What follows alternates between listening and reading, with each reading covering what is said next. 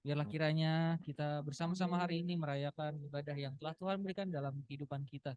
Saya undang kita semua untuk sama-sama bangkit berdiri sebelum kita mulai pujian penyembahan kita, memulai liturgi kita pada hari ini. Bersama-sama kita bersatu di dalam doa.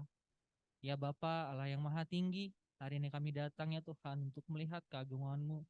Bersama-sama ya Tuhan Yesus dalam persekutuan, menyatukan iman kami ya Tuhan Yesus. Menyatukan suara kami ya Tuhan Yesus untuk memuji, menyembah-Mu ya Tuhan. Dan biarlah kiranya ya Tuhan lewat ibadah hari ini ya Tuhan Yesus, kami boleh mendapatkan penguatan ya Tuhan Yesus, mendapatkan harapan lewat persekutuan kami ya Tuhan. Bahkan kami bersama-sama boleh melihat Engkau terus bekerja dalam kehidupan kami lewat ibadah ini. Terima kasih ya Bapa untuk ibadah yang telah Engkau berikan dalam kehidupan kami ya Tuhan. Untuk kehadiran-Mu, bahkan penyertaan-Mu boleh menyampaikan kami, hingga kami boleh bersama-sama berkumpul, melihat satu sama lain ya Tuhan Yesus. Kami serahkan ibadah hari ini ya Tuhan Yesus, di dalam hadirat-Mu, di dalam hati-Mu ya Tuhan yang Maha Kudus. Haleluya. Kami akan menaikkan pujian penyembahan kami, rasa syukur kami, pengakuan kami kepada-Mu. Haleluya. Amin. Baik. Oke. Saya mengundang kita semua yang hadir di sini untuk melihat kiri kanannya. Coba ditanya apakah kabar kamu baik hari ini, coba. Baik ya, baik. Oke. Baik. Baik gak baik pasti baik karena Tuhan Yesus baik. Amin. Amin. Oke. Bersama-sama kita akan menyanyikan lagu kita Segala Puji Syukur. Sambil bertepuk tangan untuk Tuhan.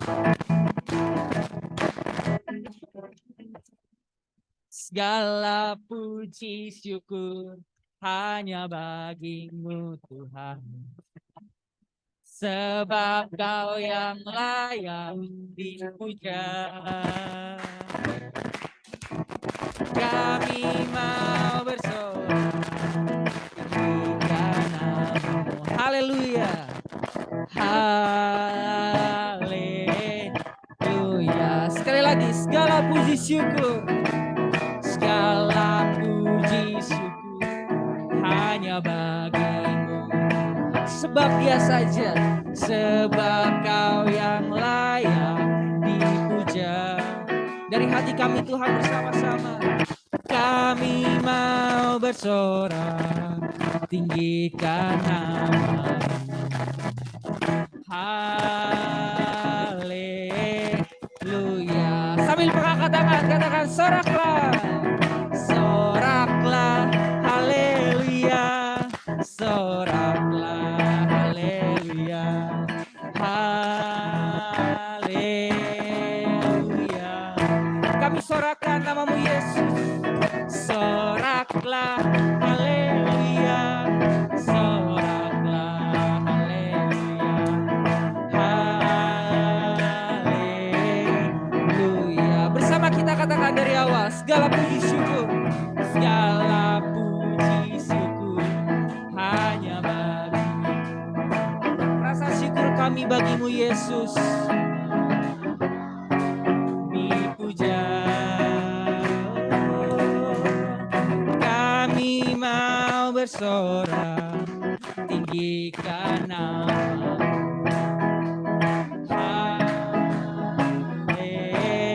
Haleluya. Soraklah haleluya. Soraklah haleluya. Soraklah haleluya. Haleluya. Soraklah haleluya. Soraklah haleluya. Haleluya. Kita percaya bahwa Allah sanggup melakukan segala perkara. Amin. Amin.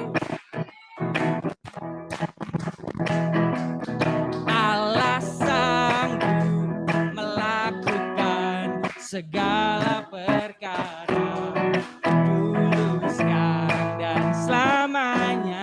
Kuasanya tidak berubah. Allah sanggup melakukan segala perkara, dulu, tak berubah. Kita katakan dari awal, apa yang tak pernah dilihat mata? Pernah dilihat mata, yang tak pernah didengar telinga, yang tak pernah timbul di dalam hati. Semua disediakannya bagi yang mengasihi. Sama-sama katakan, Allah sanggup. Allah sanggup melakukan segala perkara, dulu, sekarang, dan selamanya. Kuasanya tidak berubah. Allah sanggup melakukan segala perkara, dulu, sekarang, dan selamanya. Kuasanya tak dulu, sekarang, dan selamanya. Dulu, sekarang, dan selamanya. Sekali lagi. Dulu, sekarang, dan selamanya. Kuasanya tak berubah. Sama-sama tepuk tangan untuk Tuhan kita. Haleluya. Rekan-rekan dipersilakan untuk duduk kembali. Baik, Yohanes 4 ayat 22 berkata, kamu menyembah apa yang tidak kamu kenal, kami menyembah apa yang kami kenal. Dan di ayat selanjutnya Yesus berkata bahwa akan ada orang-orang yang menyembah dalam roh dan kebenaran. Pastikan diri kita hari ini mengenal Allah yang kita sembah, mengenal Allah yang kita puja, dan biarlah kiranya penyembahan yang kita lakukan berdasarkan roh dan kebenaran yang telah Allah berikan dalam kehidupan kita. Baik, bersama-sama kita akan membacakan pengakuan iman kita, pengakuan iman rasuli. Boleh ditampilkan di LCD sambil menunggu. Inilah pengakuan iman yang kita katakan bersama-sama dengan para rasul dan apa yang kita percayai tentang apa yang diajarkan oleh para rasul kepada kita semua.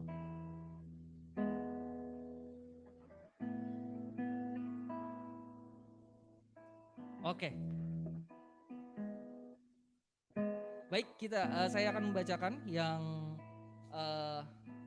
sudah hafal atau tahu, bersama-sama menyebutkan bersama saya. Saya akan membacakan untuk kita semua pengakuan iman rasuli.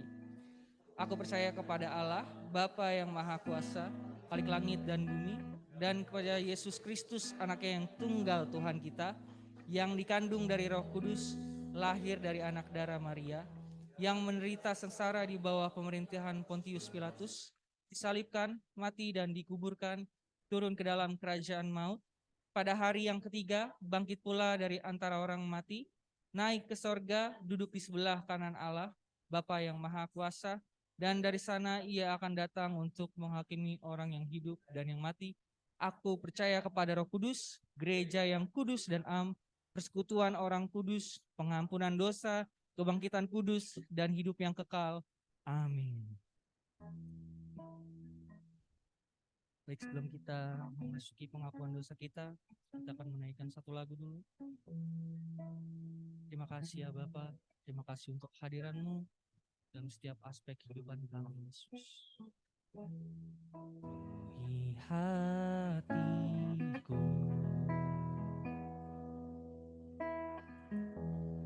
dengan hadir-Mu,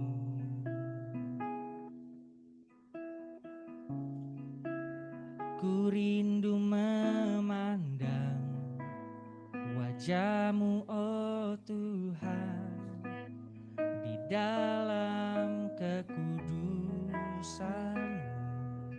Bawaku dekat, bawaku dekat dalam hati-Mu.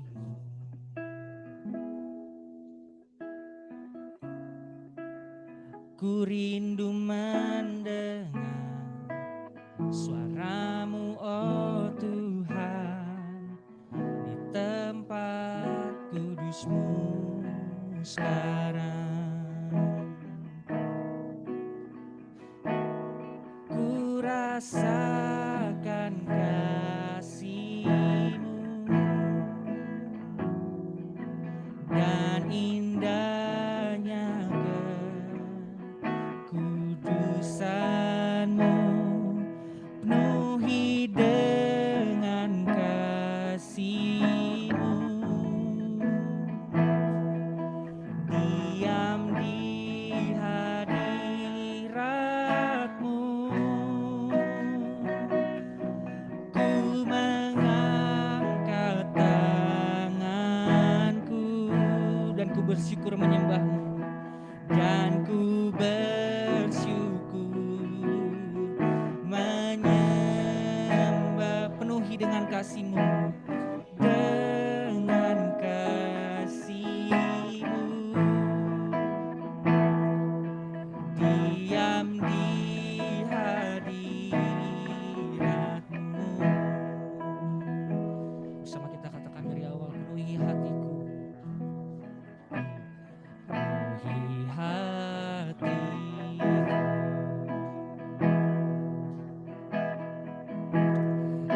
dengan hari-Mu.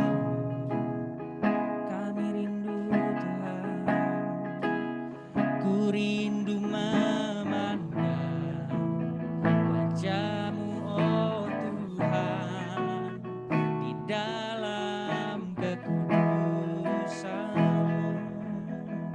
Bawa kami dekat,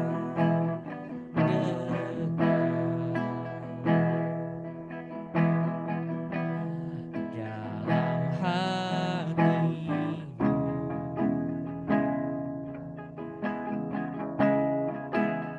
Ku rindu mendengar suara-Mu, oh Tuhan, di tempat kudus-Mu sekarang. Oh, ku rasakan kasih-Mu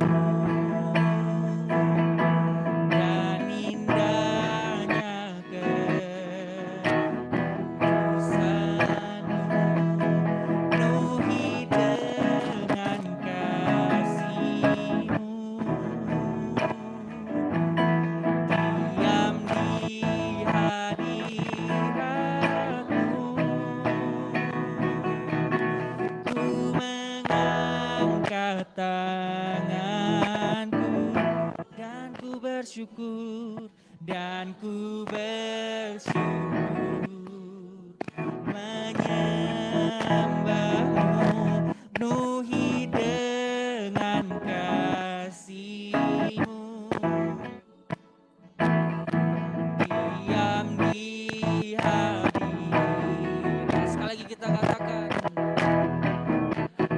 ku rasakan kasih-Mu yang dekat dalam hidup kami, Tuhan Yesus, dan ku banyak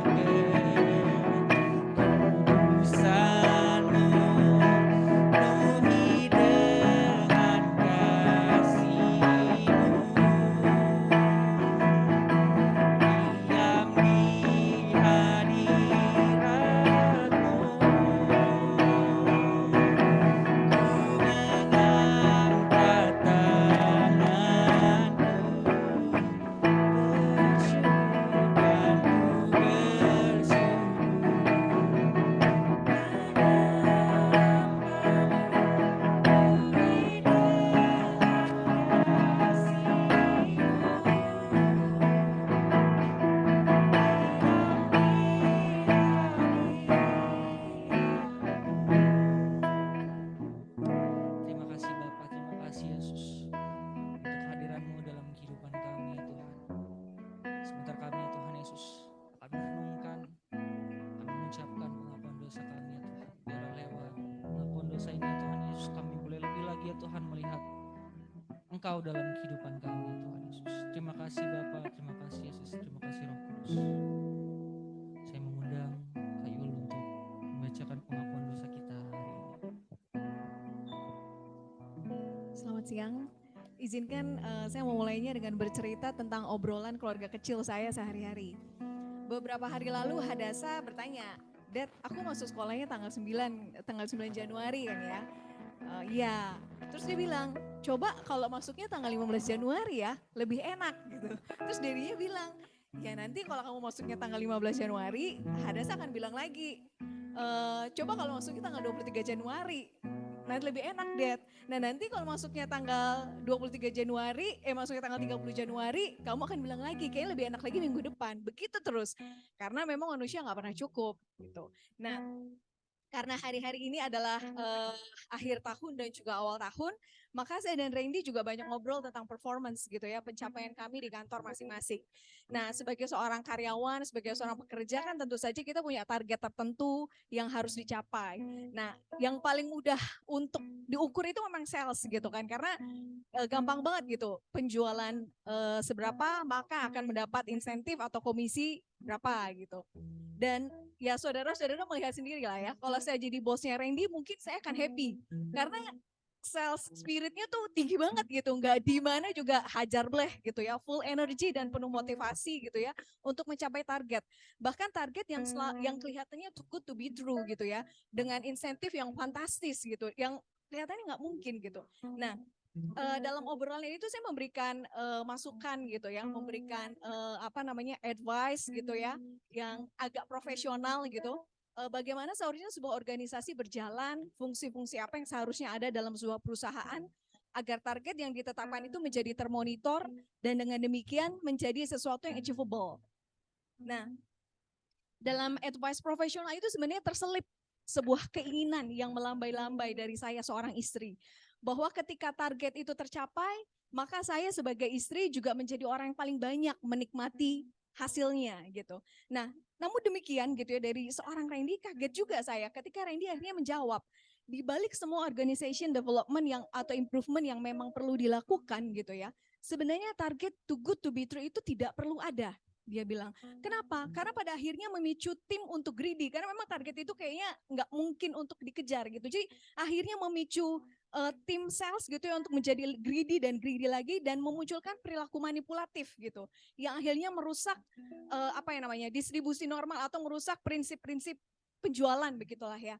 Nah, maka dalam perenungan ini gitu ya, beberapa minggu ini kita juga membahas tentang hal ini gitu ya. Pengakuan dosa bukan hanya akhirnya, oh ya saya salah, saya berdosa dan kemudian saya mengaku dosa dan saya diampuni.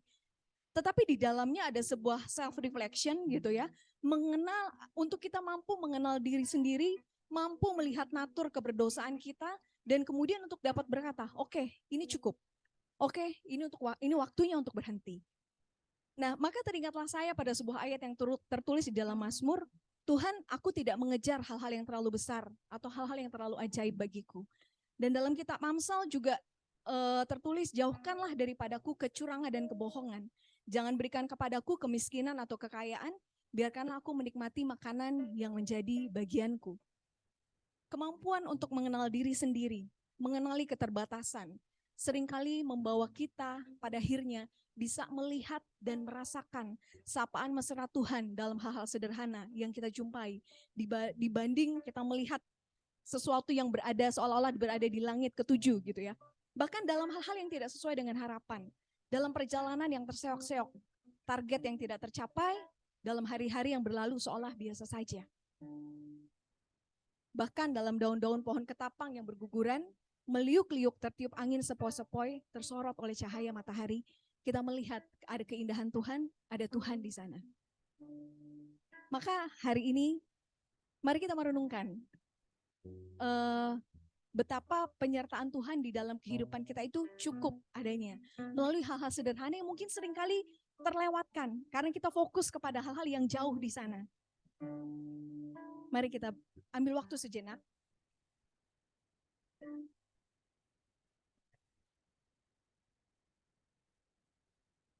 Kami bersyukur Tuhan untuk hari-hari sederhana yang kami lalui di dalam kehidupan kami.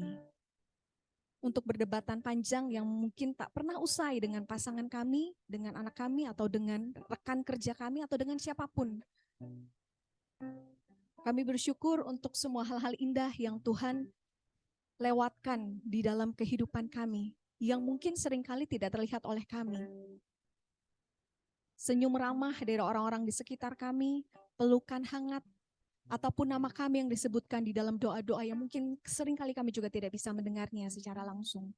Tetapi Engkau hadir di sana, memeluk kami dalam pelukan yang tidak pernah bisa diberikan oleh siapapun juga. Oleh karenanya, kami akan selalu kembali kepadamu. Kami akan selalu pulang kepadamu, berada di dalam kasih-Mu yang tidak pernah berhenti di dalam kehidupan kami. Ajarkan kami untuk menikmati hal-hal yang Tuhan taruh di dalam kehidupan kami. Mungkin gereja kami yang agak payah, mungkin khotbah yang agak berantakan, tetapi semuanya Tuhan, di dalam kepayahan itu kami menemukan Tuhan, justru di dalam sebuah perjalanan yang panjang itu, kami mampu mengenal diri kami sendiri, kami mampu mengenali keterbatasan kami, dan kami mampu melihat betapa Tuhan yang tidak berterbatas menolong kami di dalam setiap keterbatasan kami. Terima kasih Tuhan buat hari ini, terima kasih buat waktu ini, terima kasih untuk ibadah ini. Dalam nama Tuhan Yesus Kristus kami berdoa. Amin. Marilah jemaat Tuhan, kita tetap hidup di dalam kasih karunia, mengerjakan hal-hal yang Tuhan taruh di dalam kita dengan tekun dan disiplin, dan tetap berjalan di dalam kasih Tuhan.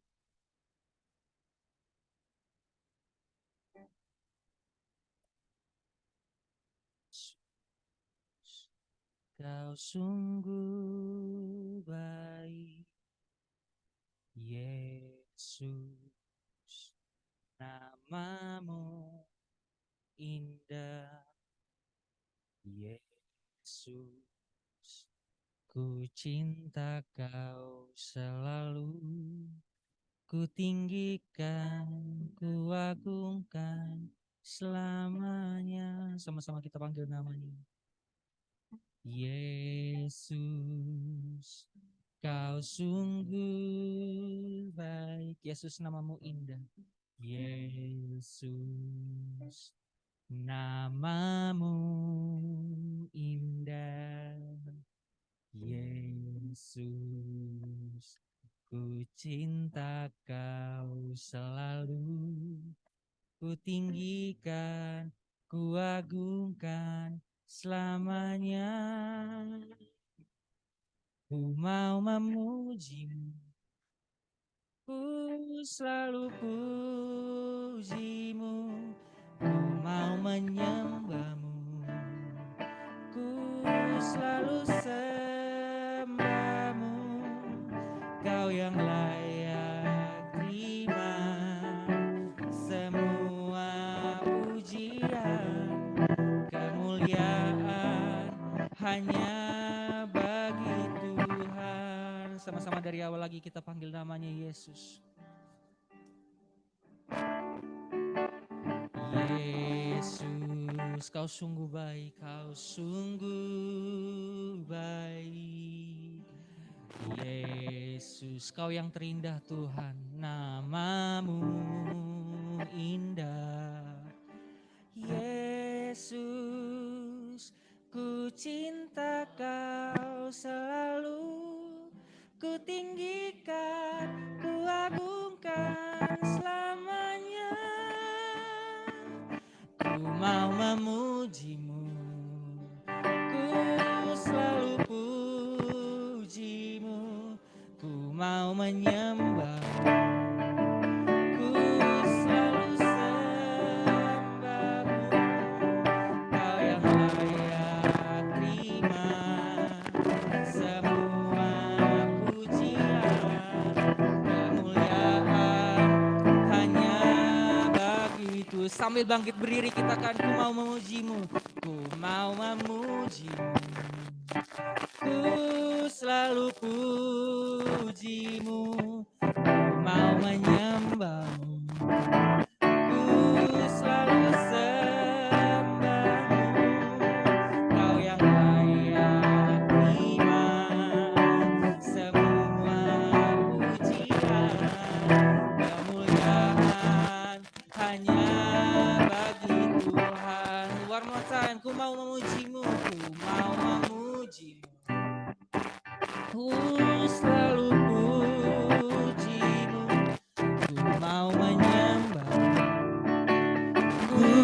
selalu sembahmu, Kau yang layak terima segala pujian, kemuliaan hanya bagi Tuhan. Kau yang layak terima semua pujian, kemuliaan hanya bagi Tuhan. Kau yang layak terima semua pujian, kemuliaan hanya bagi Tuhan. Mari kita teduhkan hati kita dan kita akan masuk dalam pembacaan Alkitab dari Lukas 11 ayat 29 sampai 32. Demikian. Jadi janganlah kamu mempersoalkan apa yang akan kamu makan atau apa yang akan kamu minum, dan janganlah cemas hatimu. Semua itu dicari bangsa-bangsa di dunia yang tidak mengenal Allah. Akan tetapi Bapamu tahu bahwa kamu memang memerlukan semuanya itu. Tetapi carilah kerajaannya, maka semuanya itu akan ditambahkan juga kepadamu. Janganlah takut, hai kamu kawanan kecil, karena Bapamu telah berkenan memberikan kamu kerajaan itu. Mari kita berdoa. Tuhan, berbicaralah kepada kami, berbicaralah melalui hamba-Mu, sembunyikan hamba-Mu di belakang salib-Mu yang suci, sehingga pada akhirnya bukan lagi hamba-Mu, melainkan Kristus yang dapat dijumpai di dalam firman-Mu. Demi Kristus Yesus Tuhan dan Juru Selamat kami berdoa, kami mengucap syukur. Haleluya, semua yang mengasihi Tuhan, sama-sama kita katakan amin. Shalom, silakan duduk semuanya, selamat siang. Lihat ke kiri kanan gitu ya, lihat kiri kanan, sapa orang yang baru pertama kali datang. Halo bro. Akhirnya kita bisa bilang secara live, salam kopi lapet gitu. Karena si Joni sudah ada yang punya gitu ya. Oke, senang sekali ketemu sama Jonathan Agus. Terus ada yang jauh-jauh juga, di Ezra, berada kita dari Bogor men gitu kan ya. Dan Gaby sama Abra yang pagi hari ini datang dari Bandung. Gila jauh-jauh banget ya ini. Kita nih kayak bus lintas kota antar provinsi gitu ya gitu. Oke, mantap banget. Hari ini kita saya ingin share sesuatu di awal tahun ini. Visi kita tentang penuaian berlaksa-laksa gitu.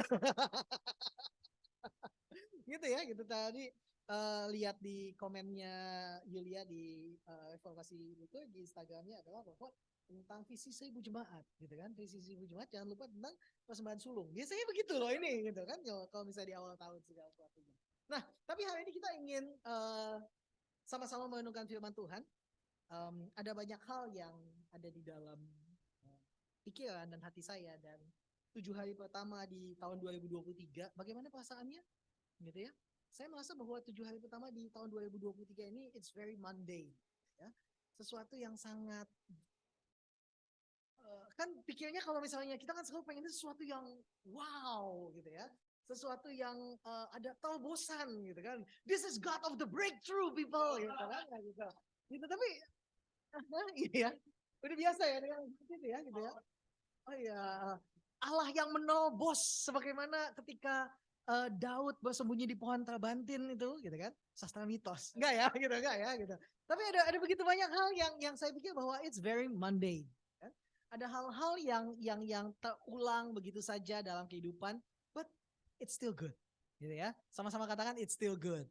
It's still good. Lihat kiri kanan, bilang kiri kanan it's still good. Gitu ya, gitu. It's still good. Dan Tuhan it's still the same, He's still the same, and He's still the same as He's always been, gitu kan? Dan kita ingin melihat sesuatu, ada satu pastoral message yang saya ingin berikan kepada LLC tahun 2003 dan saya berikan judul Small Enough, gitu ya. Saya ingin berikan judul Small Enough, gitu. Nih pemusik mau kemana? Oh, kok bukan gitu ya gitu. Ya, biasanya pemusik debat gitu, bukan ya gitu ya gitu. Biasanya pemusik keluar dulu gitu kan, mau nyebat gitu, enggak ya gitu. Di sini enggak gitu ya. Oke. Saya berikan judul Small Enough ya. Oke, gitu ya. Saya bangga banget karena tahun ini saya berusaha untuk mencoba Canva. Gitu. Ini pertama kali saya mencoba PowerPoint saya dengan Canva, tentunya PowerPoint saya nggak putih saja gitu kan ya. Gitu. Kita lihat ya apakah Canva-nya berjalan dengan baik. Oke, yang pertama adalah begini. Kita baca sama-sama. Kembali lagi tadi yang dibacakan, kita baca sama-sama ya. Kita baca bergantian. Saya baca ayat yang ganjil, ayat 29. Saudara baca ayat yang genap.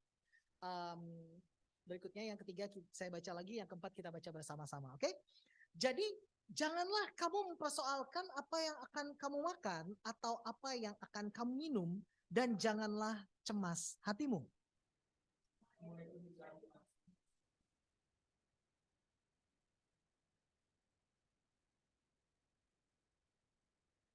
Tetapi carilah kerajaannya, maka semuanya itu akan ditambahkan juga kepadamu. Kita baca sama-sama, 1, 2, 3. Janganlah takut, hai kamu kawanan kecil, karena Bapamu telah berkenan memberikan kamu kerajaan itu. Oke. Nah biasanya, oh ya saya lupa, saya mau menyapa dulu buat yang ada di rumah. Halo, ada Pak Edi tadi, ada Fosa, lihat di situ, nggak tahu ada yang nambah lagi nggak gitu ya. Pak Edi dari Bali, live Pak, gitu kan, gitu. Iya, gitu ya, gitu. Live dari Bali nggak apa-apa lah ya. Gitu. Oke, kita memang gereja yang sangat, udah selesai, cepet ya, cepet ya, gitu ya. Oke, dan hari ini kita ingin merenungkan hal ini. Biasanya seringkali kita mengambilnya dari Matius pasal 6. Itu udah sering banget gitu. Tapi kita jarang melihat versinya Lukas gitu ya. Kita selalu melihat versinya Matius tentang hal kekhawatiran. Jangan kamu khawatir akan apapun juga gitu kan. Tidak usah khawatir men. Tahun 2023 siapa yang khawatir tentang masalah investasi? Udah punya asuransi Pak Deddy? Belum? Hubungi gitu kan ya gitu. Nah jadi dengan segala sesuatu yang kekhawatiran ini, men kita punya banyak hal yang dikhawatirkan. Saudara lihat ke kiri kanan, saudara akan ketemu dengan orang-orang yang punya kekhawatiran. Lihat wajahnya, pandangi wajahnya baik-baik, gak usah ngomong apa-apa, pandangi wajahnya gitu ya. Ini adalah orang-orang yang punya kekhawatiran. Sama, saya juga punya kekhawatiran. Padahal Alkitab katakan jangan khawatir. Dan kata-kata jangan khawatir itu it's actually satu imperatif gitu kan ya. Sesuatu yang dikatakan jangan khawatir. Tapi kadang-kadang kita pikir bahwa apa yang imperatif tadi itu hanya sekedar menjadi saran. Kalau bisa jangan khawatir ya. Kalau bisa jangan khawatir ya. Tapi padahal kita khawatir juga. Ya kan? Sebutkan kekhawatiranmu tahun ini. Salah seorang, please somebody shout gitu kan. Apa kekhawatiranmu tahun ini? Ulangan gitu. Gitu. Umur berapa deh? gitu ya gitu. Resesi katanya gitu. Apalagi ada ulangan, ada resesi, apalagi kekhawatiran? Jomblo. Kapan kawin gitu ya gitu. Apalagi yang kita kadang-kadang kita pergulatan kita dengan kekhawatiran. But actually kalau kita mau jujur setiap tahun kekhawatiran kita mostly sama. Ya kan? Gitu kan? Orang mau bilang apapun kekhawatiran kita selalu sama. Dan biasanya kekhawatiran kita berhubungan dengan resolusi yang kita buat di awal tahun. Resolusi saya. Dan itu khawatirnya adalah khawatirnya dia gitu kan? Gitu. Apakah resolusi saya akan tercapai gitu kan? Gitu tentang bagaimana saya berdiet gitu kan? Tapi kan orang lain yang kadang-kadang lebih khawatir daripada kita. Tapi jika kita melihat kepada Lukas mengatakan bahwa jangan kamu mempersoalkan apa yang kamu makan dan apa yang akan kamu minum, dan janganlah cemas hatimu. Nah, kalau dalam bahasanya orang Seci, ya, kata cemas itu tuh merupakan sesuatu yang sangat mengganggu, gitu ya. Dalam bahasa Mandarinnya menggunakan terminologi fanau, betul nggak? Kita cek dulu, betul ya? Tuh, lihat ke sebelah sana, gitu. Nah, itu penerjemah saya, gitu kan? Dia lagi menerjemahkan bahasa Mandarin, ibadah dalam bahasa Mandarin, gitu ya. Nah, jadi kata fanau itu seolah-olah adalah bahwa cemas, gitu kan? Setiap kita memiliki kekhawatiran, setiap kita memiliki kecemasan. Tapi Alkitab mengatakan semua itu dicari oleh bangsa-bangsa di dunia. Ini nyalakan ya? Oke. Ternyata udah panjang lebar gak nyala. Semua itu dicari bangsa-bangsa di dunia yang tidak mengenal Allah. Akan tetapi itu menjadi satu perubahan. Semua bangsa mencari hal yang sama, tapi Alkitab langsung memberikan satu turning point, dan turning pointnya adalah kata-kata ini. Akan tetapi Bapakmu tahu bahwa kamu memang memerlukan semuanya itu. Saya mau katakan ini sama saudara, bahwa Tuhan tahu kebutuhan saudara. Somebody say amen. Ya kan, gitu kan? Tuhan tahu kebutuhanmu. Kalau kamu belum punya hari ini, artinya kamu belum butuh. Pintar. Gitu ya. Tuhan tahu kebutuhanmu. Kalau hari ini kamu belum punya, artinya kamu belum butuh. Lea itu udah berkali-kali bilang sama saya bahwa dia butuh iPhone gitu ya. Dia nggak tanggung-tanggung loh. Dia mintanya iPhone yang paling baru. Gitu kan? Pro Max gitu kan, gitu ya. Gitu kan? Dia pikir papanya ingin memberikan dia itu, gitu kan? Ya. Papanya tuh pro Android, gitu kan? Gitu. Papanya tuh pro Android, gitu. Bukan penggemar Apple, gitu kan? Nah tapi selama dia belum punya, sampai dengan hari ini dia belum punya handphone, gitu. Itu karena papanya pikir bahwa dia belum butuh. Dan percayalah pada kita, gitu. Percayalah pada Alkitab, pada kita.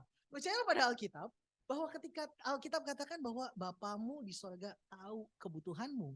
Jika kamu belum memilikinya hari ini, artinya Tuhan pikir kamu belum membutuhkannya atau you still can survive without it. Gitu kan? You still can survive without it. Salah satu poin dari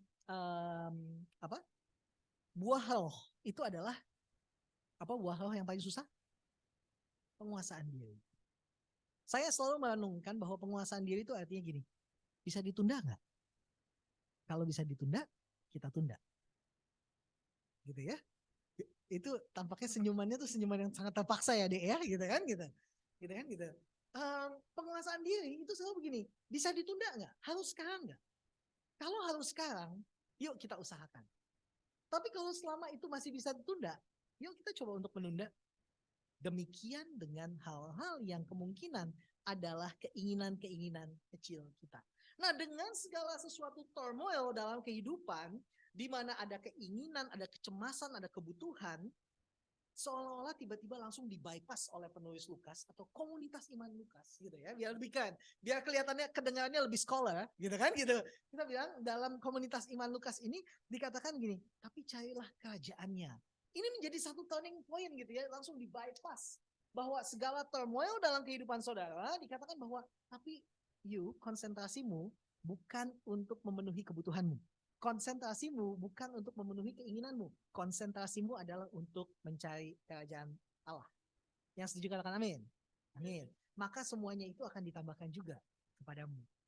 Kadang-kadang saya berpikir, bagaimana mungkin kerajaan Allah ditambahkan jika keinginan kita adalah iPhone Pro Max? Bagaimana mungkin, apa hubungannya antara keinginan kita akan kerajaan Allah, mencari kerajaan, dengan kebutuhan kita yang iPhone Pro Max itu sebenarnya nggak ada hubungannya. Tapi tentunya bahwa Lukas, pada waktu itu Lukas nggak tahu tentang adanya iPhone Pro Max itu. Lukas nggak pernah tahu, nggak pernah berpikir tentang bahwa ada handphone yang bisa menghubungkan antara dia dengan si Theophilus yang menerima suratnya. Bayangkan kalau waktu itu sudah ada iPhone, Lukas tidak perlu menulis Injilnya. Dan nggak perlu menulis kisah para rasul. Dia tinggal video call dengan Theophilus. Hai Theophilus, ini lagi live di sini men. Gitu kan? Kan nggak perlu seperti itu. Tapi di ayat 32, di sini menjadi sangat penting. Dikatakan begini. Janganlah takut hai kamu kawanan kecil, karena Bapamu telah berkenan memberikan kamu kerajaan itu. Saya menyukai hal ini, kenapa? Seolah-olah bahwa Bapamu berkenan memberikan kamu kerajaan itu. Yang setuju katakan amin. Amin. Lihat kiri kanan, bilang sama kiri kanannya, Bapamu mau kasih kerajaan itu loh, gitu kan? Gitu. Bapamu mau kasih kerajaan itu loh. And this is the real message, gitu kan? Bahwa jangan khawatir, hai kamu kawanan kecil. Karena Bapamu berkenan memberikan sesuatu yang besar itu. Nah, selanjutnya begini. Pada tahun 2004, ini orang ini namanya Morgan Spurlock. Saya menonton ini kurang lebih tahun 2004. Pada waktu itu membeli DVD-nya. DVD-nya di mana dibelinya? Di Glodok. Gitu ya. Zaman dulu orang beli DVD harus ke Glodok. Gitu. Dan Morgan Spurlock itu membuat video dokumenter tentang dampak fast food chain terhadap obesitas di Amerika Serikat. Ia memberikan judul Super Size Me pada video tersebut dan menjadikan dirinya sebagai objek percobaan dengan hanya mengkonsumsi McDonald's selama 1 bulan penuh. Kalau kita nonton ini, pilihannya cuma 2. Yang pertama adalah saudara nggak ingin lagi makan junk food, atau yang kedua saudara jadi lapar. Gitu kan, gitu. Karena di situ dia makan McDonald's dan dia menjadikan dirinya percobaan, di mana dia berjanji bahwa dia hanya akan McDonald's untuk breakfast, lunch, dan dinner. 3 kali dalam sehari dia akan makan McDonald's dan dia pelajari kulturnya di dalam fast food chain, yaitu bahwa dia selalu akan tawarkan untuk mau di-upsize kak, gitu kan? Itu selalu ada gitu. Dan dia akan mengatakan bahwa di percobaan dia akan selalu katakan iya. Kalau ditanya mau di-upgrade, mau ditambah paketnya, dia selalu akan mengatakan iya, gitu kan? Dan terjadi adalah bahwa kita berpikir bahwa oh that's good ya, gitu kan? Gitu. Apalagi kalau cowok-cowok, gitu kan? Kalau cowok-cowok kita pergi makan, kan? Merupakan satu hinaan bagi korban Kristus di atas kayu salib kalau cowok-cowok makannya sedikit, gitu kan ya? Renaldi katakan amin, amin, gitu kan ya, gitu kan, gitu. Jadi memang kalau cowok-cowok pergi makan mereka akan memilih all you can eat. Why? Gitu kan? Gitu. Betul ya, gitu kan? Why? Gitu. Karena ini slogan yang saya pikir ini benar banget dalam kehidupan kita konteksnya. Big is good, bigger is better. Seolah kita pikir begitu. Big is good, bigger is better. Itulah sebabnya kenapa orang ingin sesuatu yang lebih besar. Orang ingin sesuatu yang lebih grande. Orang ingin sesuatu yang lebih memberikan satu prestisius di dalam kehidupan. Bahwa kalau kita punya sesuatu yang lebih besar, kalau kita punya sesuatu rumah lebih besar, mobil lebih besar, bank account lebih besar, itu akan memberikan kita satu jaminan akan kehidupan yang lebih baik. Bahkan di dalam gereja Tuhan kita melihat lagu-lagu seperti We Got a Great Big Wonderful God, gitu ya. Tahu lagunya? Lagu gereja lama? Enggak gereja lama, lagu Pentakosta lama. We got a great big wonderful God yang diterjemahkan menjadi Allah kita heran dan besar, gitu kan, gitu. Ataupun lagu How Great is Our God, itu menegaskan perspektif kita bahwa big is good, bigger is better dalam kehidupan sehari-hari. Ini enggak sih? Kalau kita nyanyi gitu, How great is our God, sing with me, how great, gitu kan. Kalau di sini pura-pura nggak bisa nyanyi semua ya, gitu kan, gitu. Padahal kalau di luar sana tuh, gitu ya. Gitu. Nah, memberikan kita perspektif bahwa big is good, bigger is better di dalam kehidupan kita sehari-hari. The question is, apakah big dan bigger itu muncul dari our needs dan our perspective lebih daripada keberadaan Tuhan yang sebenarnya undescribable dan incomprehensible? Apakah kerinduan kita atau kebutuhan kita akan sesuatu yang lebih besar, sesuatu yang lebih big atau bigger ini muncul bukan dari keberadaan Tuhan itu sendiri, tapi akan dari kebutuhan kita, akan sesuatu yang bisa menjadi pegangan dalam hidup kita. Karena kita tahu bahwa Tuhan itu adalah undescribable. God is incomprehensible. Tapi kita selalu berpikir bahwa big is beautiful. Big is good. Bigger is better. Is it? Itu adalah perenungan kita pada hari ini. Saya ingin mengajak kita untuk melihat ke dalam Perjanjian Lama, satu teks yang mudah-mudahan bukan sastra mitos, nggak tahu, saya belum cek gitu ya. Nanti kita akan cek sama-sama. Yaitu dari Keluaran pasal 40 ayat 34 sampai dengan 35. Demikian bunyi firman Tuhan. Lalu awan itu menutupi kemah pertemuan dan kemuliaan Tuhan memenuhi kemah suci sehingga Musa tidak dapat masuk kemah pertemuan sebab awan itu hinggap di atas kemah itu dan kemuliaan Tuhan memenuhi kemah suci. Di dalam Perjanjian Lama ada satu terminologi yang namanya kabot atau weight of glory. Ada beratnya atau bobot kemuliaan yang menggambarkan dua hal, yaitu kehadiran Allah dan kebesaran Allah yang memenuhi ruang dan waktu. Ya. Jadi terminologi kabot ini memberikan kita satu gambaran bukan hanya tentang Allah yang hadir, tapi juga Allah yang besar. Percayalah hai kawanan kecil bahwa Allah yang hadir di tempat ini bukan hanya Allah yang sekedar hadir, tapi juga adalah Allah yang besar. Lihat kiri kanan, pandangi wajahnya baik-baik, katakan sama dia, Allah yang hadir adalah Allah yang besar. Allah yang hadir adalah Allah yang besar. The weight of glory. Nah, jika kita melihatnya di dalam perspektif tipologi yang tentunya oleh ahli teologi Perjanjian Lama akan dikatakan bahwa tipologi itu nggak ada hubungannya dengan tulisan-tulisan di dalam Perjanjian Lama itu, gitu. Itu cuma bisa-bisanya orang Kristen ya, gitu kan. Bagaimana mencoba untuk melihat tipologi Kristus di dalam situ. Tapi perhatikan gini, kabot tidak hanya menggambarkan kebesaran Allah yang terpisah dari dunia, namun juga kebesaran Allah di dalam dunia. Bapak, Ibu, saudara sekalian, Tuhan besar di dalam hidupmu.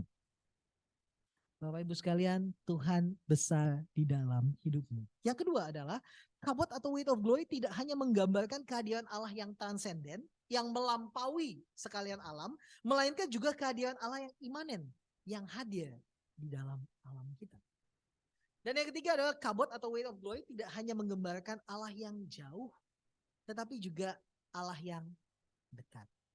Di dalam terminologi kabod ini, jika kita memandangnya dari tipologi Kristus, nyatalah bahwa bobot Allah, weight of glory itu bisa disimpulkan dengan satu kata, Immanuel, yaitu Allah beserta kita.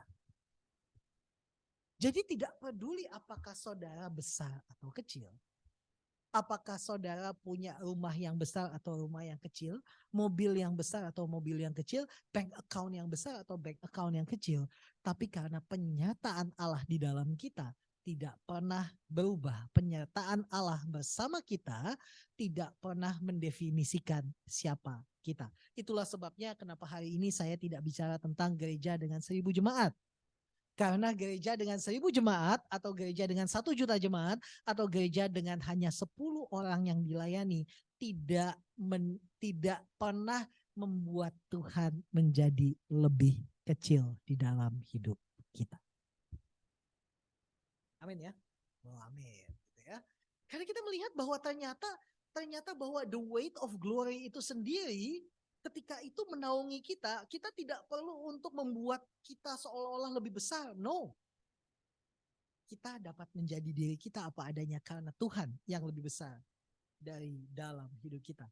Itulah sebabnya ketika setiap tanggal 6 Januari, yaitu kemarin, Gereja Ortodoks Timur itu mengadakan hari raya Natal mereka, Natalan mereka. Putin kemarin katanya Presiden Putin mengadakan gencatan senjata selama 1 hari karena mau merayakan Natal.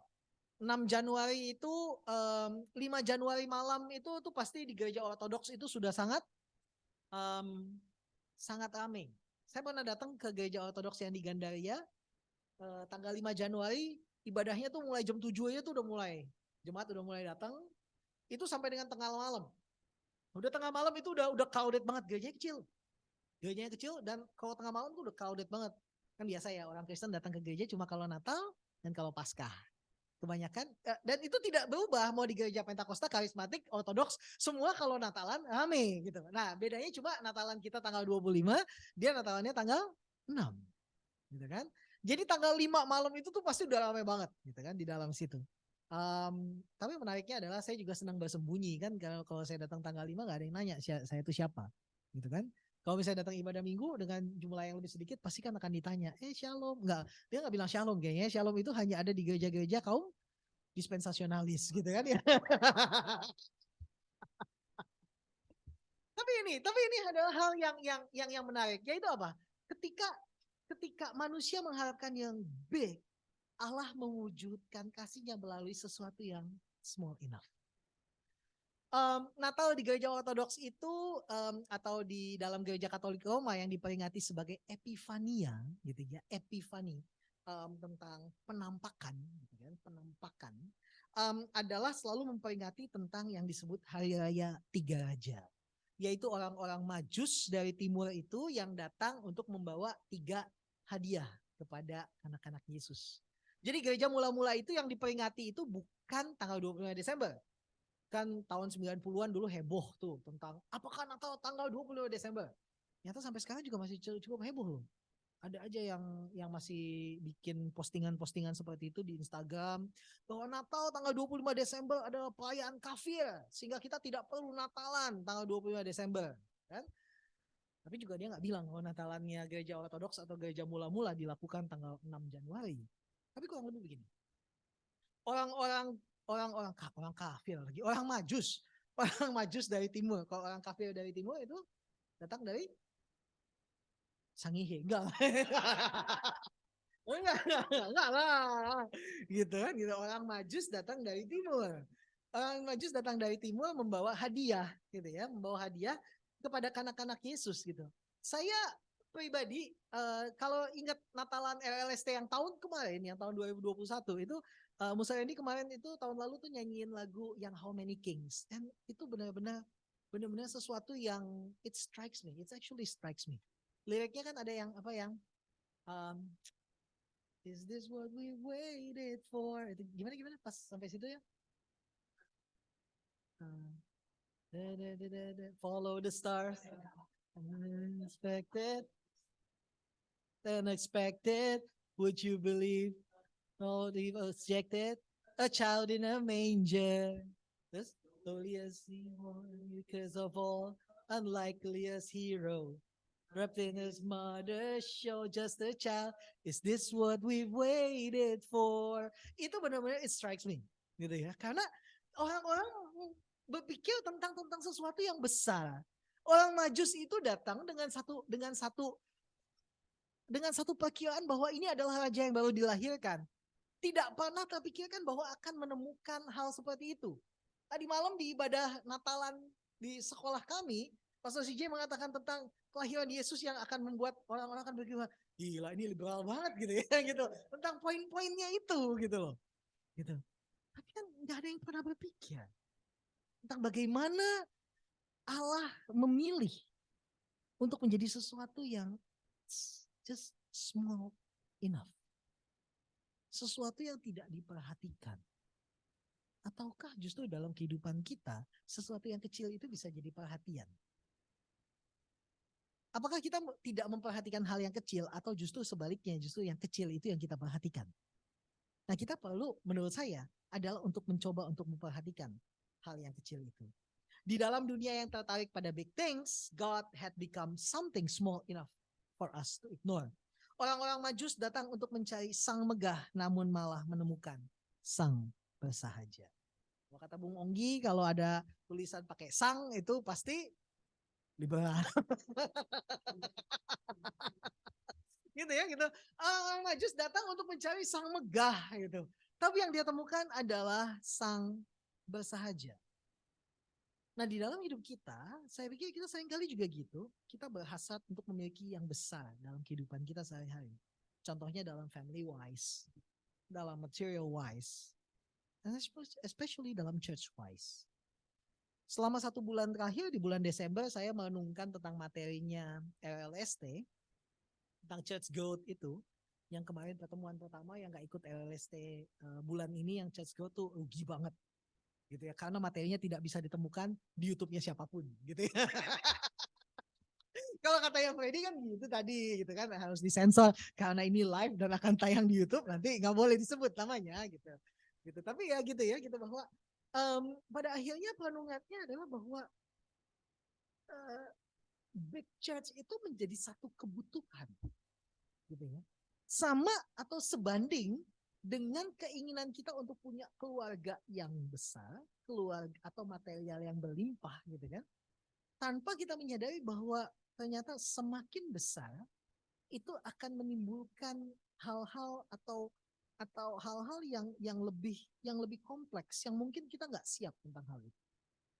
Di dalam gereja yang kecil, di dalam kawanan yang kecil, Alkitab mengajarkan kita bahwa gembala yang baik mengenal dombanya. Dia tahu suara dombanya. Di dalam kawanan yang lebih besar, atau di dalam keluarga, atau in material wise, atau apapun, kita perlu tahu domba yang mana yang ikut ibadah, dan domba yang mana yang nyalain Zoom ketika hampir selesai ibadah. Enggak lah ya, bercanda ya, kayak gitu ya. Gitu. Nah, tapi kita melihat bahwa kita ingin hal seperti ini. Nah, saya ingin hal ini berkecamuk di dalam pikiran saya tentang segala sesuatu yang akan terjadi sepanjang 2023. Kita yang ibadah 2 minggu sekali, you know that it's actually good loh, bahwa kalau kita lihat bahwa siapa yang berpikir bahwa LLC akan mulai melewati tahun keduanya. Kita belum 1 tahun sih. Tapi maksudnya adalah bahwa siapa yang berpikir bahwa kita akan memasuki tahun kita yang kedua. LLST memasuki tahun yang ketiga. Dan kita setiap tahun kita berjumpa dengan orang-orang yang kita nggak pernah pikir sebelumnya kita akan ketemu. Iya nggak sih, pandangi wajah orang di sebelah kiri kanan saudara gitu kan.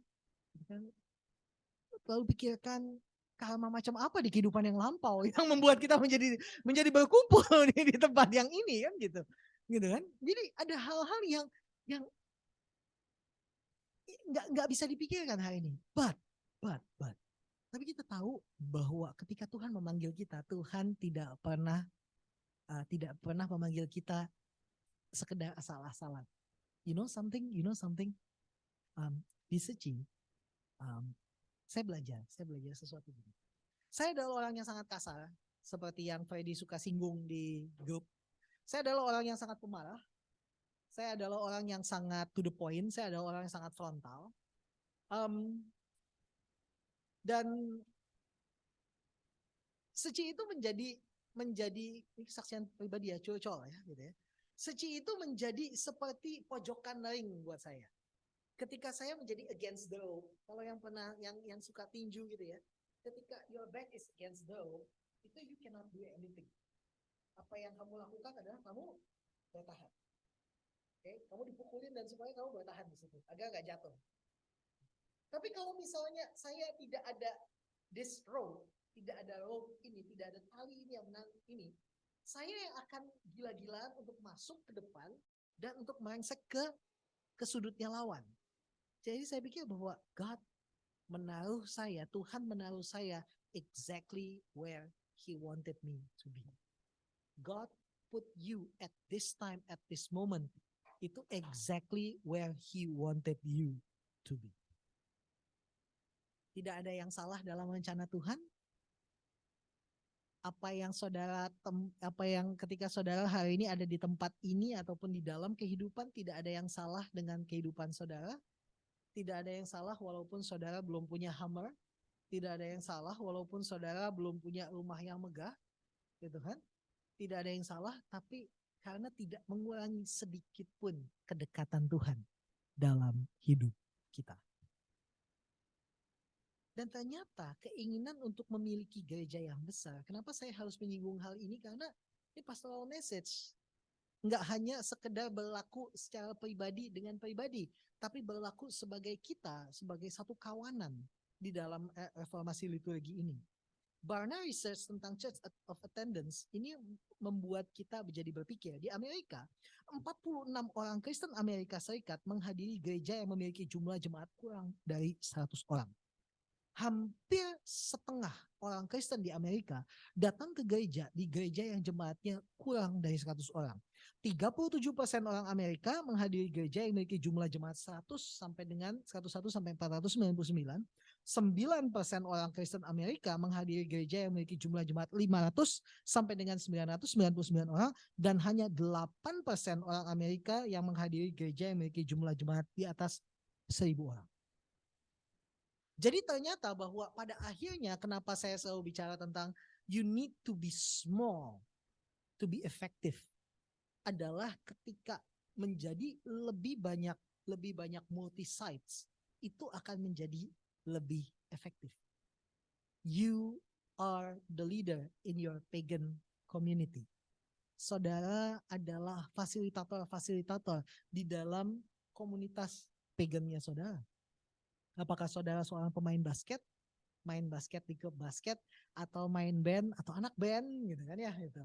Atau apapun, you need to become the facilitator in that place. Jadi ternyata bahwa sangat sedikit sekali. If this a parade, yes. Orang akan berpikir bahwa kalau misalnya menjadi satu parade, ini akan menjadi sangat besar gitu. Tapi ternyata hanya sedikit sekali orang yang menghadiri gereja yang memiliki jumlah jemaat di atas 1.000 orang. Ini menjadi satu perenungan kita bersama tentang apa yang ditemukan oleh Barna Institute tentang church growth. Nah, hal itu membuat kita melihat the quality of smallness brings quality in knowing God. Ini adalah hal yang penting buat kita, nggak cuma secara pribadi tapi sebagai gereja. The quality of smallness brings quality in knowing God. Saya cerita sesuatu yang saya nggak bangga, tapi saya ceritakan.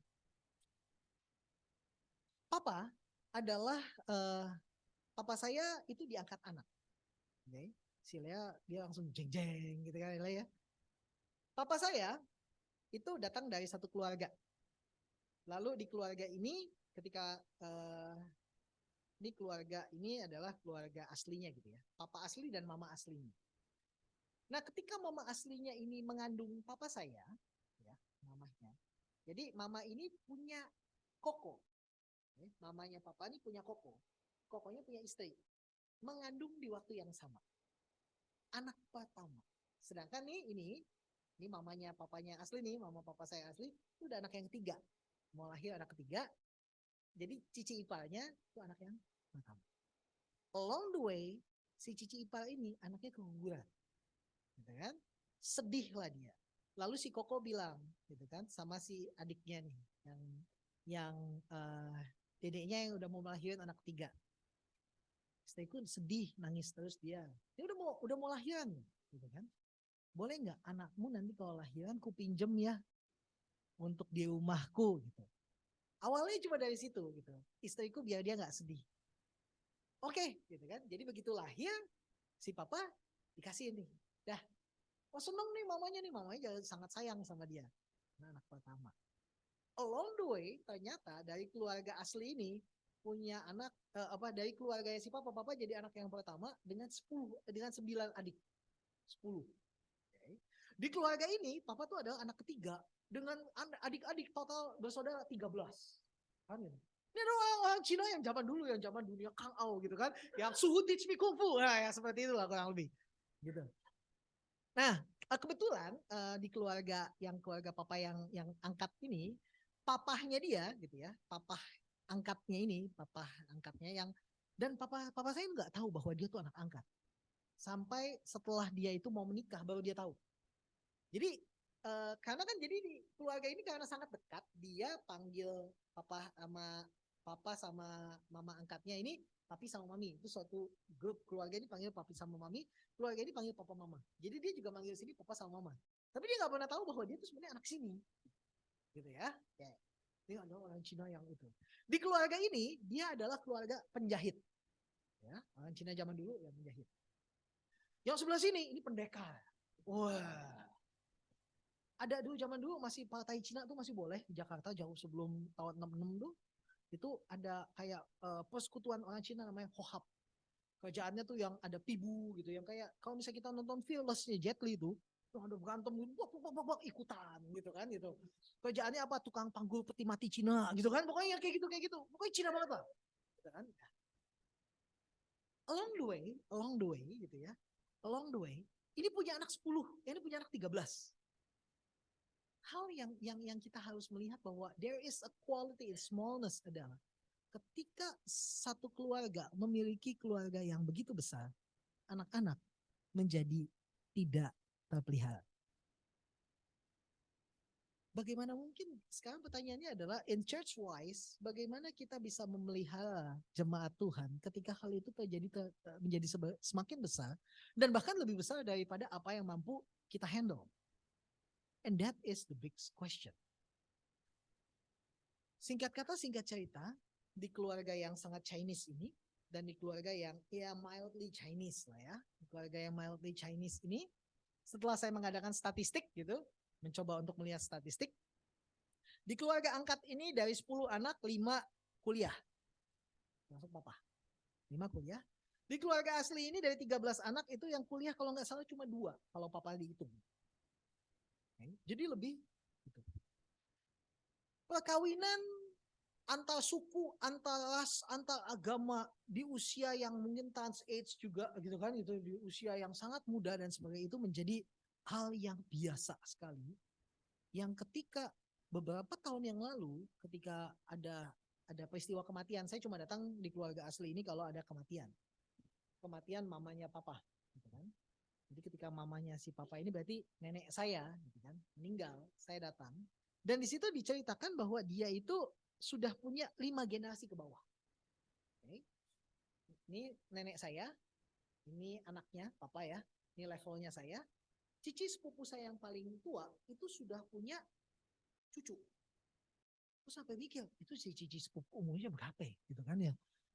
Dia saya hitung belum 50. Dulu waktu itu masih sekitar 40 awal. Gitu kan, itu udah punya cucu. Sekarang ternyata ketika mendengar kisahnya lagi, sekarang dia itu sudah punya cucu cicit yang keempat. Dia umur belum 50. Kalau misalnya ini cici sepupu saya, punya anak, punya cucu, dia cicit. Saya ini sudah jadi kongco. Dan si Lea udah jadi Ipo.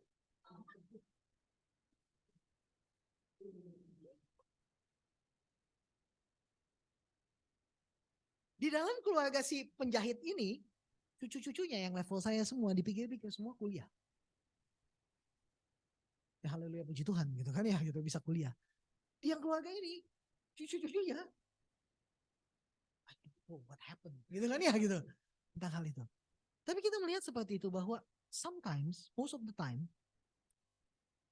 hal yang banyak itu something jangan sampai kita menjadi sekelompok orang atau menjadi satu gereja yang kita tuh bite more than we could chew. Jangan sampai kita bisa menggigit sesuatu lebih daripada apa yang bisa kita punya. Kemarin saya bertemu dengan orang tua orang tua murid datang dengan tunggakan yang cukup banyak lah ya. Biasa itu hal biasa terjadi gitu kan. Selamat datang Pak Dedi di Sekolah Cinta Kasih Suci. Nanti Anda akan melihat tentang hal-hal seperti itu dengan tunggakan yang cukup banyak. Lalu ketika ditagih, lalu dia bilang, iya Pak, mohon maaf, kerjaan lagi susah dan sebagainya gitu. Anak saya 4 Pak, gitu kan gitu.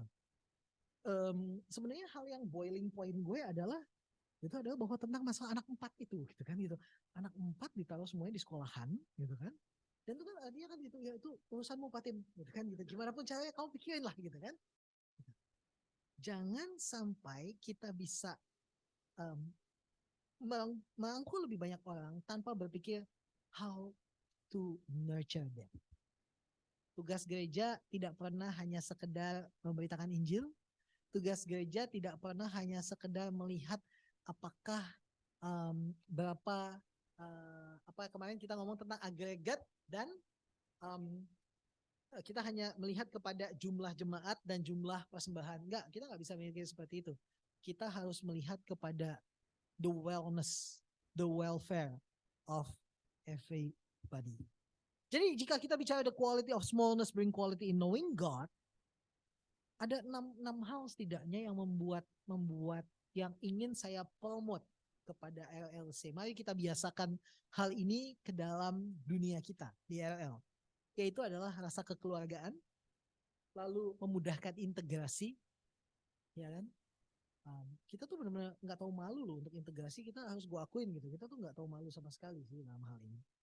Dan sistem yang sederhana, nggak perlu ribet kalau misalnya mau ngobrol sama siapapun di sini, gitu kan? Nggak perlu lewat personal assistant saya, gitu kan? Kadang-kadang kan gitu ya, personal assistant saya silahkan hubungi nomor-nomor di bawah ini, ya gitu. Dan khotbah yang membumi, gitu kan? Itu menjadi sesuatu yang relate di dalam kehidupan kita, melibatkan kerelawanan dari berbagai orang dan pengembalaan sebagai gaya hidup, sesuatu yang natural. Saya pikir ketika kita bisa menghidupi hal ini, kita akan bisa membangun satu gereja yang sehat. Kita membangun kehidupan pribadi yang sehat dan kehidupan misi yang sehat. Saya tutup dengan hal ini. Saint Ephrem orang Syrian mengatakan, "Whom have we Lord like you? The great one who becomes small, the wakeful who slept, the pure one who was baptized, the living one who died, the king who abased himself to ensure honor for all. Blessed is your honor." Siapa yang kami miliki Tuhan yang seperti Engkau?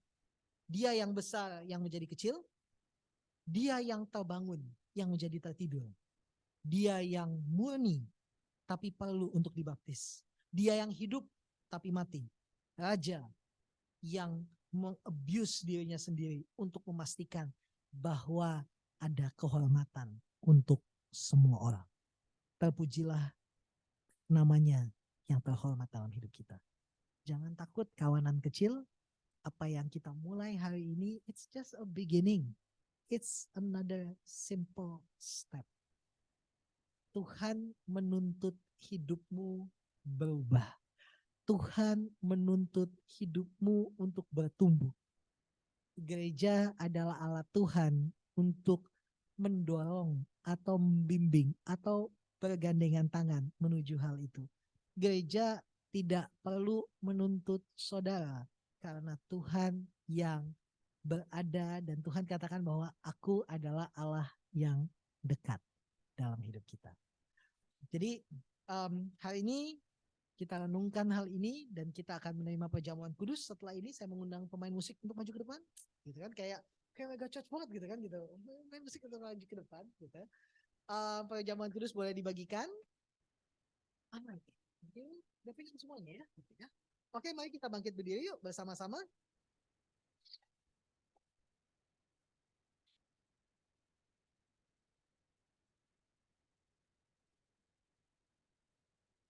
Mari kita ambil saat teduh sejenak di hadapan Tuhan. Hari ini ada begitu banyak hal yang vague. Ada begitu banyak hal yang mungkin kita nggak tahu ke depannya kayak apa, 2003, apa yang akan terjadi. Tapi ingatlah bahwa Dia yang besar, Dia yang menyertai kita yang kecil.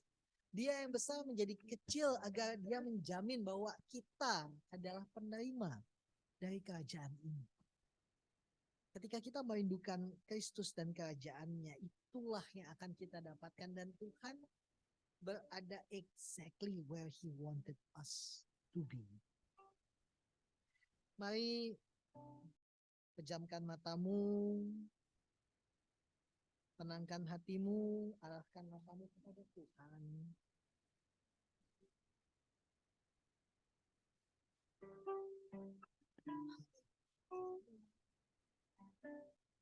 Mari bersama-sama dengan saya kita nyanyikan lagu ini. Ku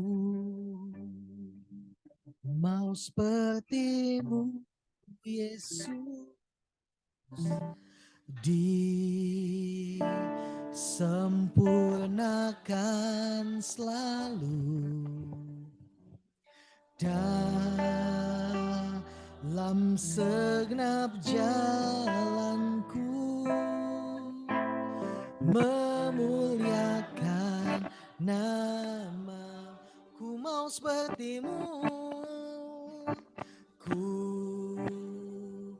mau seperti-Mu, Yesus, disempurnakan selalu dalam segenap jalanku, memuliakan nama-Mu.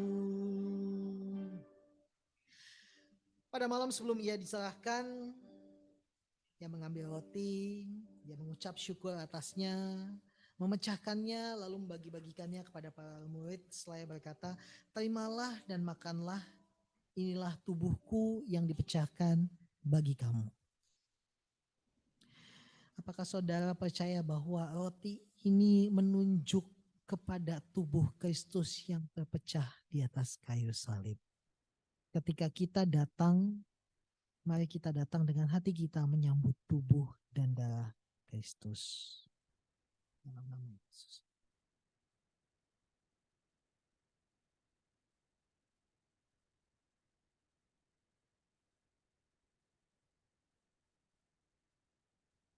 Demikian juga setelah perjamuan Ia mengambil cawan lalu Ia katakan bahwa cawan ini adalah piala darahku, darah perjanjian baru dan kekal yang ditumpahkan bagimu dan bagi pengampunan dosa. Kenangkanlah aku dengan merayakan peristiwa ini. Apakah saudara percaya bahwa cawan yang ada di hadapan kita adalah menunjuk kepada darah Yesus yang tercurah di atas kayu salib? Mari kita dengan iman kita minum dari cawan ini.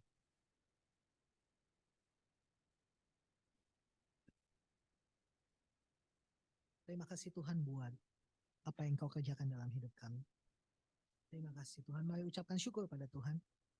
Sebagai respon kita akan firman dan perjamuan kudus yang kita terima, mari ucapkan syukur pada Tuhan. Haleluya, haleluya, haleluya. Haleluya, haleluya, haleluya, haleluya. Haleluya. Haleluya. Ku mau seperti-Mu, Yesus, disempurnakan selalu dalam segenap jalanku, memuliakan nama. Let's sing it one more time. Ku mau seperti-Mu, ku mau seperti-Mu, Yesus, disempurnakan sempurnakan selalu dalam segenap jalanku, memuliakan nama. Sing it one more time. Oh, ku mau sepertimu, ku mau sepertimu Yesus. Sempurnakan selalu dalam segenap jalanku, memuliakan nama, memuliakan namamu, memuliakan nama, memuliakan namamu, memuliakan namamu. Haleluya, haleluya,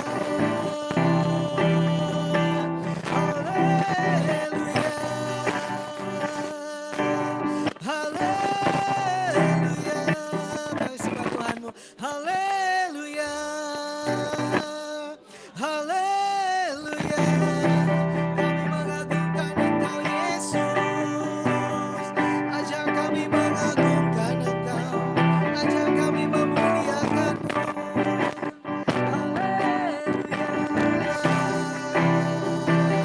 Haleluya, haleluya. Kami ucapkan syukur.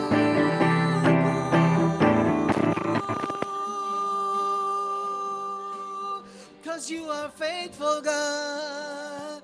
You are faithful, you are faithful, God. You are faithful in this life.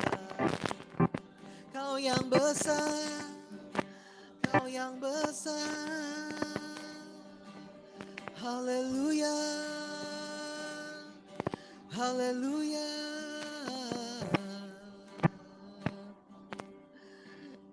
Gereja Tuhan, dengarkan baik-baik.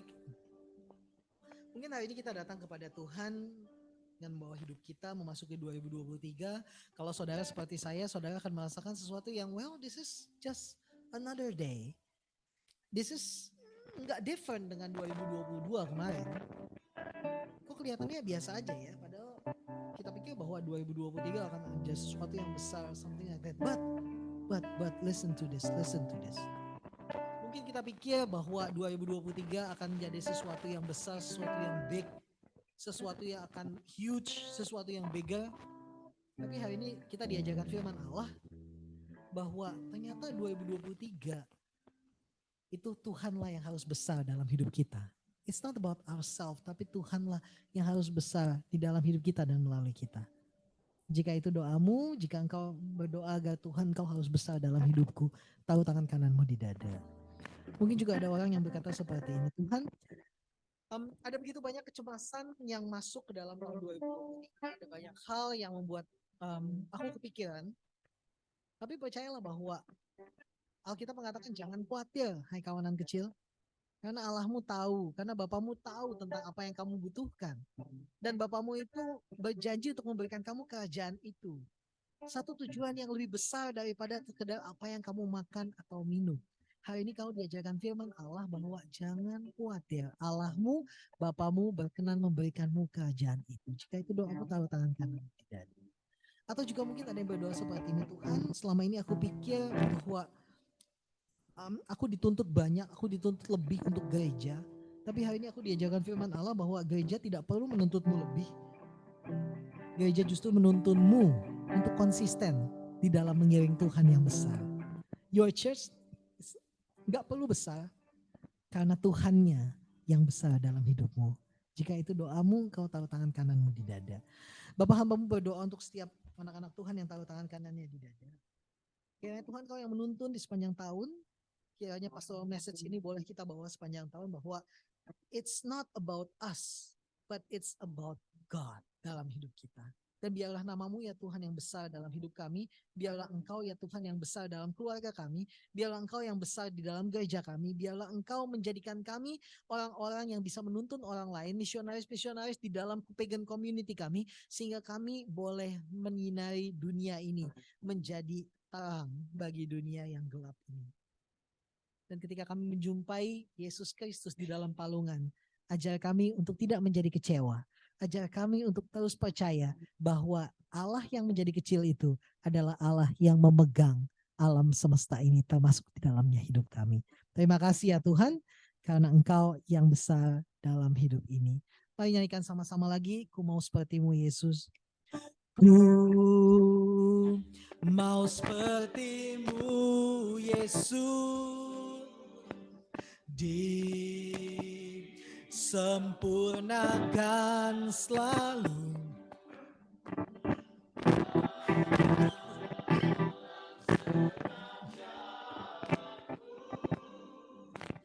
Memuliakan.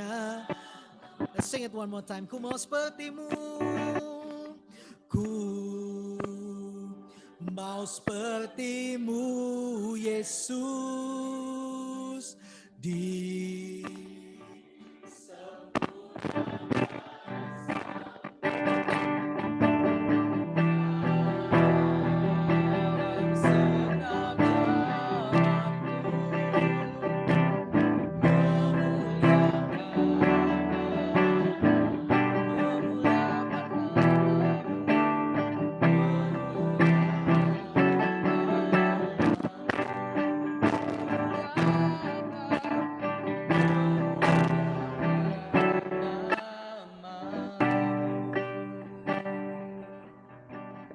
Silakan duduk. Broken Saints yang dikasih Tuhan.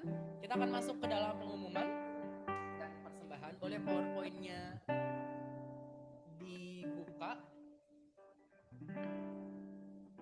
Baik, pertama-tama saya ingin menyambut seluruh Broken Saints semua. Welcome home. Welcome to our neighborhood. Boleh kasih salam kanan kiri. Welcome home. Welcome to our. Terutama kepada Bang Jagus ya. Salam kopi lapet.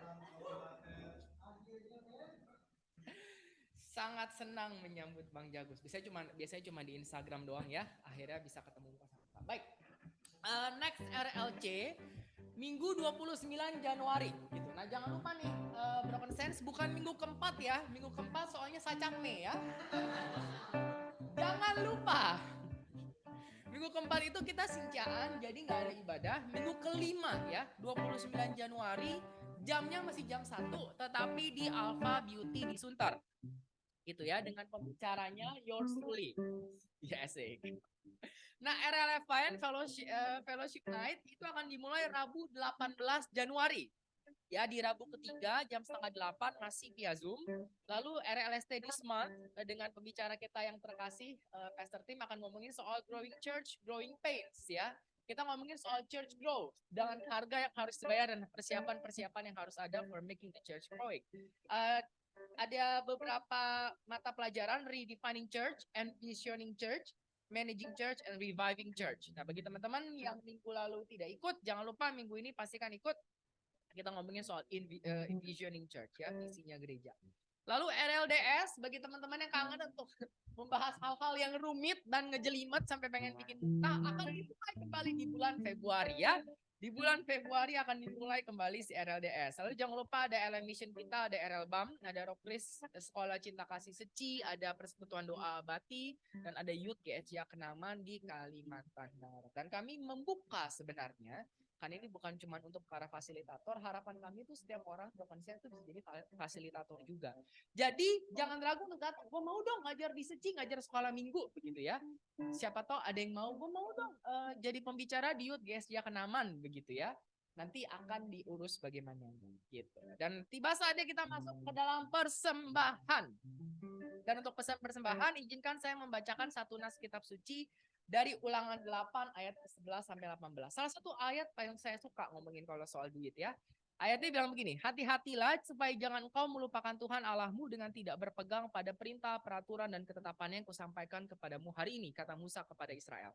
Dan supaya apabila engkau sudah makan dan kenyang, sudah mendirikan rumah-rumah yang baik, sudah mendiaminya, dan apabila lembu sapimu dan kambing dombamu sudah bertambah banyak, emas serta perakmu sudah bertambah banyak, dan segala sesuatu yang ada padamu sudah bertambah banyak, jangan kau tinggi hati, sehingga engkau melupakan Tuhan Allahmu yang membawa engkau keluar dari tanah Mesir, dari rumah perbudakan. Janganlah kau katakan dalam hatimu, nah ini yang aku paling suka, kekuasaanku dan kekuatan tanganku lah yang membuat aku memperoleh kekayaan ini.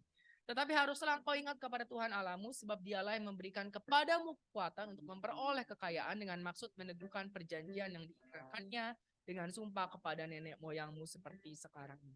Ini nasihat Musa datang dalam masa krusial bagi Israel. Kenapa? Karena mereka hendak masuk tanah perjanjian. Dan akhirnya resmi jadi bangsa dengan tanah air. Bukan lagi keliling-keliling ya, kena pasir, panas-panas, sekarang mereka punya tanah air. The problem is, masa krusial ini juga membawa perubahan dalam wujud berkat Allah. Sejauh ini mereka tuh bergantung kepada mana harian yang muncul secara supernatural setiap pagi. Begitu buka kemah udah ada mananya gitu. Di tanah tinggal diambil. Begitu mereka masuk tanah perjanjian, mana harian ini berganti wujud.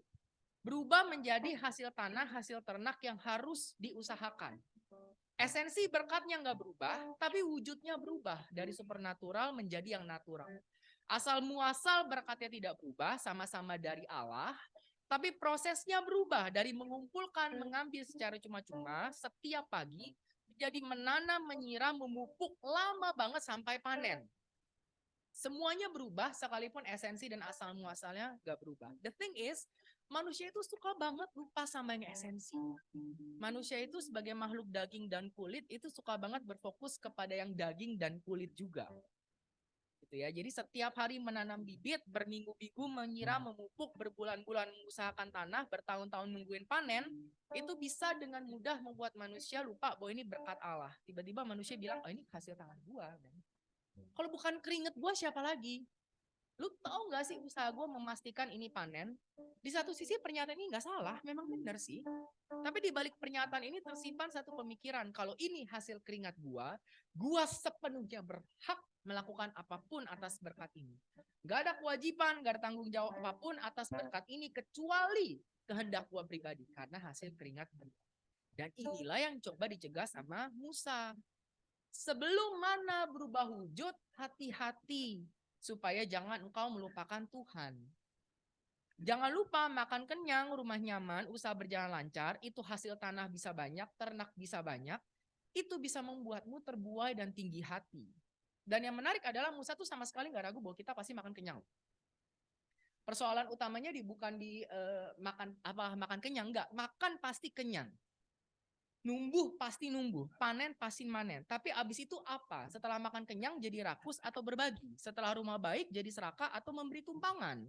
Setelah semua bertambah banyak apa? Jadi ambisius atau jadi generous. Dan itu yang jadi concernnya Musa. Kalau ini hanya hasil keringatmu, silakan rakus, silakan serakah, silakan ambisius. Tapi kalau kamu mengenali ini mana dari Tuhan, jangan lupa mana punya peraturan. Dan peraturan mana dalam Keluaran 16 adalah sebagai berikut. Beginilah perintah Tuhan, pungutlah itu tiap-tiap orang menurut keperluannya. Masing-masing kamu boleh mengambil untuk seisi kemahnya, segomer seorang menurut jumlah jiwa. Jadi Tuhan juga bukannya pelit. Sesuai jumlah jiwa silakan ambil. Demikian diperbuat orang Israel, mereka mengumpulkan ada yang banyak, ada yang sedikit sesuai dengan ukuran perut.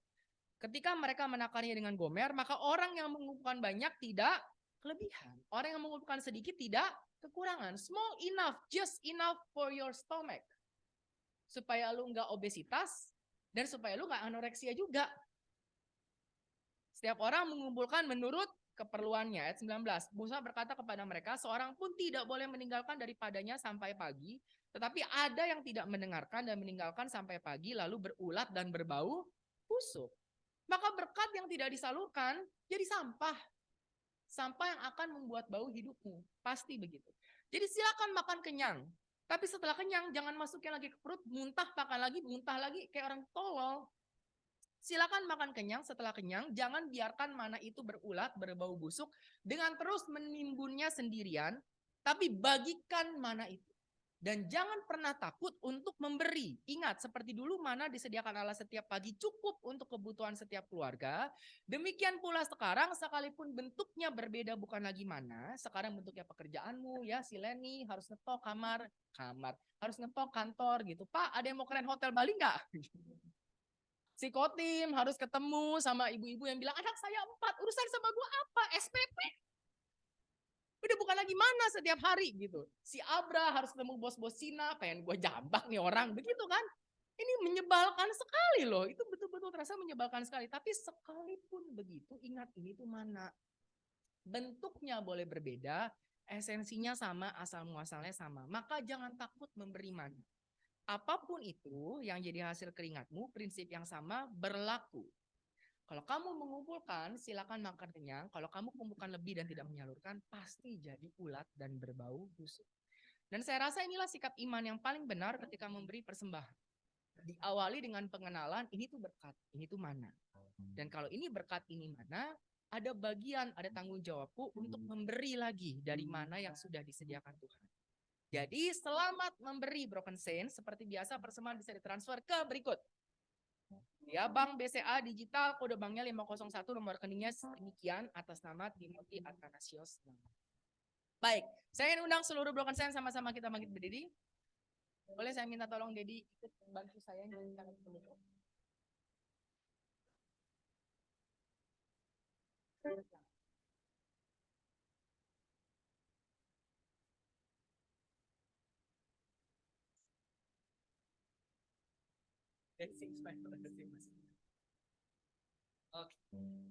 Then sings my soul, my Savior God, to thee. How great thou art, how great thou art, thou art. Then sings my soul, then sings my soul, my Savior's God, to thee. Oh, how great thou art, how great thou, how great thou art, how great thou art, how great thou art, how great one more time, how great thou art, how great you are, how great thou art, how great thou art. Mari angkat kedua belah tanganmu, Broken Saints, dan terimalah berkat Tuhan. Tuhan memberkati engkau dan melindungi engkau. Tuhan menyinari engkau dengan wajahnya dan memberimu kasih karunia. Tuhan menghadapkan wajahnya kepadamu dan memberimu damai sejahtera. Pulanglah dengan berkat yang melimpah dari Allah Bapa, cinta kasih, pengampunan, penerimaan yang sempurna dari Tuhan kita Yesus Kristus. Di dalam pertolongan, perlindungan, penyertaan Allah Roh Kudus yang selalu ada di setiap langkah hidup kita. Mulai dari hari ini, bahkan sampai selama-lamanya. Mari kita sama-sama katakan, amin. Happy Sunday, Broken Saints. God bless you all. Happy Sunday semuanya. Thank you untuk teman-teman yang sudah join di Zoom. Tuhan Yesus memberkati. Selamat hari Minggu. Happy Sunday. Happy Sunday.